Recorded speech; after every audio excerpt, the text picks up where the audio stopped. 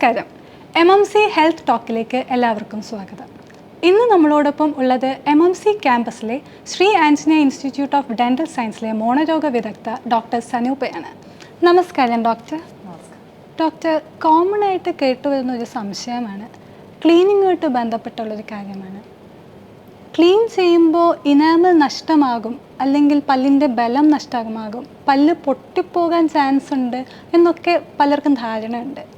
ഡോക്ടർക്ക് അതിൻ്റെ അഭിപ്രായം എന്താ? ഇതൊക്കെ സത്യമാണോ?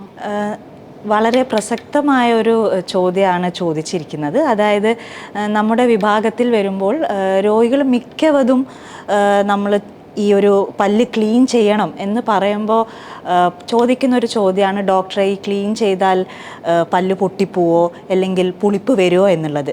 പക്ഷേ അതൊരു തെറ്റായ ധാരണയാണ്. നമ്മുടെ ഇനാമൽ എന്ന് പറയുന്നത് നമ്മുടെ വായിൽ ഏറ്റവും ശക്തിയുള്ള ഒരു ഘടകമാണ്.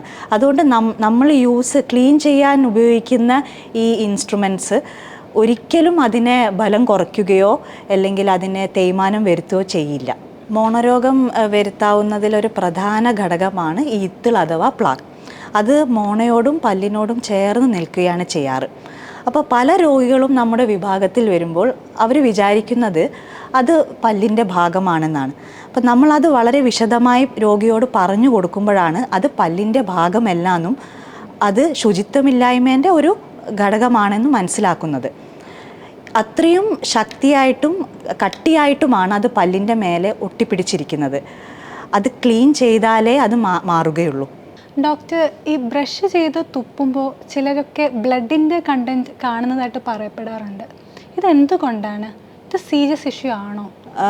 ബ്ലീഡിങ് ഗംസ് അഥവാ മോണയിൽ നിന്നും വരുന്ന രക്തത്തിൻ്റെ ആദ്യത്തെ കാരണം എന്ന് വെച്ചാൽ, സാധാരണയായിട്ട് രോഗികൾ കരുതുന്നത് ബ്രഷ് കുത്തിപ്പോയി ഡോക്ടർ, അതുകൊണ്ടാണ് മോണയിൽ നിന്നും രക്തം വന്നത് അല്ലെങ്കിൽ തുപ്പുമ്പം രക്തം കണ്ടതെന്ന്.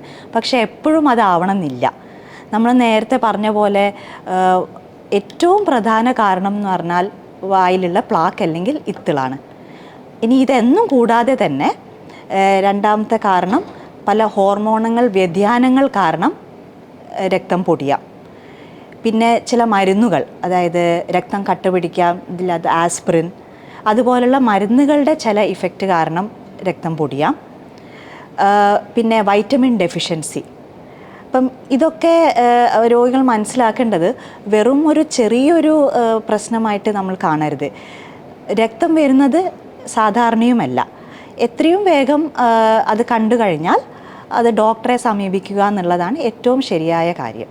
ഡോക്ടർ, ഇതല്ലാതെ വേറെന്തൊക്കെയാണ് മോണരോഗ ലക്ഷണങ്ങൾ? ജിഞ്ചവൈറ്റിസ് അഥവാ മോണപ്പഴുപ്പിൻ്റെ പ്രാരംഭഘട്ടത്തിൽ കാണുന്ന ഒരു ലക്ഷണമാണ് മോണയിൽ നിന്നും രക്തം വരിക. ഇനി ഇത് കൂടാതെ കാണുന്ന മറ്റു രോഗലക്ഷണങ്ങളാണ് മോണയിൽ വീക്കം അഥവാ കുമിള വരിക, രണ്ടാമത്തത് പല്ല് നീണ്ടു കാണുക, അല്ലെങ്കിൽ മോണ കയറിപ്പോവുക, അല്ലെങ്കിൽ പല്ലിൻ്റെ ഇടയിൽ വിടവ് വരിക.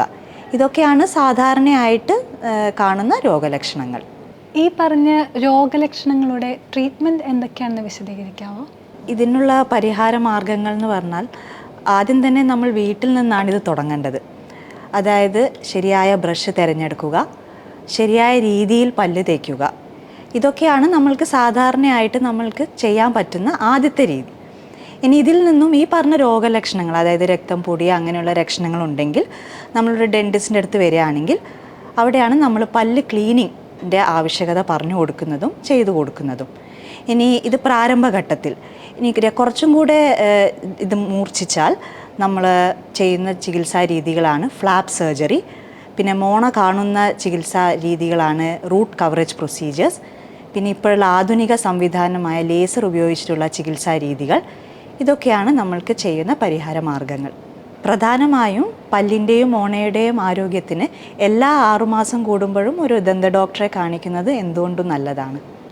ഇന്ന് നമുക്ക് മോണാരോഗ്യത്തെക്കുറിച്ചും ദന്ത ചികിത്സയെക്കുറിച്ചും പല സംശയങ്ങളും ദൂരീകരിച്ച് തന്ന ഡോക്ടർ സനൂപയ്ക്ക് നന്ദി.